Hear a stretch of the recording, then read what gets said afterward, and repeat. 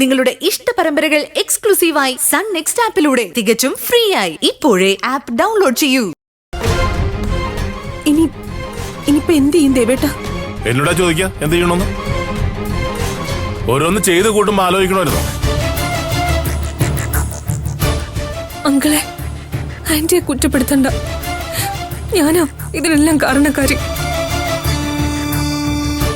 മോളെ, നിനക്ക് ഇപ്പോഴും ഇതിന്റെ ഗൗരവം മനസ്സിലായിട്ടില്ല. ഇവിടെ വിവാഹിതയാകാത്ത നിന്നെ നിർബന്ധിച്ച് കൃത്രിമ ഗർഭധാരണം നടത്തിയെന്നായിരിക്കും നിന്റെ അച്ഛനും അമ്മയും പറയാൻ പോകുന്നത്.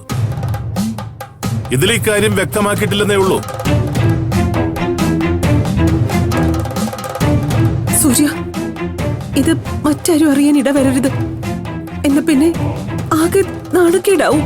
നാണം കെടട്ടെ അമ്മ. കുറച്ചൊക്കെ നാണം കെട്ടാലേ അമ്മയും പഠിക്കൂ. സൂര്യ, ആരും ആരെയും പഴിചാരണ്ട. സംഭവിക്കാനുള്ളത് സംഭവിച്ചു. ഇവിടെ എന്താ ചെയ്യേണ്ടതെന്ന് എനിക്കറിയാം. നീ എന്താ ചെയ്യാൻ പോകുന്നത് അതുകൂടി ഒന്ന് പറ. മനസ്സ, ഇത് വളരെ ബുദ്ധിപൂർവ്വം കൈകാര്യം ചെയ്യേണ്ട കേസാ. ഒന്ന് പാളിപ്പോയാ പിന്നെ ആന്റി, ഞാനും സൂര്യയൊക്കെ അഴി എണ്ണേണ്ടി വരും.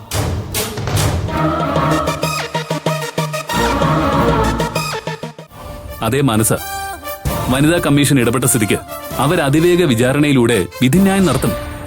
ഇക്കാര്യം ആയതുകൊണ്ട് നമുക്കൊന്നും ഒരാളെ സ്വാധീനിക്കാൻ പോലും പറ്റില്ല. സൂര്യ, നാളെ വിളിച്ചിരിക്കുന്നേ, സമയം തീരെയില്ല. എന്താന്ന് വെച്ചാൽ വേഗം തീരുമാനിക്കണം. അതെ അച്ഛാ, നമ്മള് നേരത്തെ മനസ്സിൽ കാണേണ്ടായിരുന്നു. അപ്പോ അച്ഛനും അമ്മയും വനിതാ കമ്മീഷനിൽ പോകുന്നു പറഞ്ഞത് വെറുതെ ആയിരുന്നില്ല.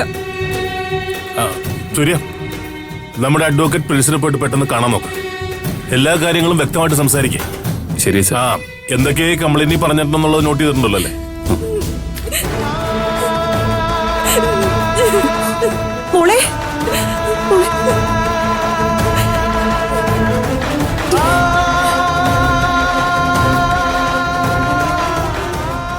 സൂര്യ, ആദ്യം ഞാൻ ആ അഡ്വക്കേറ്റ് പ്രിൻസിനെ ഒന്ന് വിളിച്ചു നോക്കട്ടെ.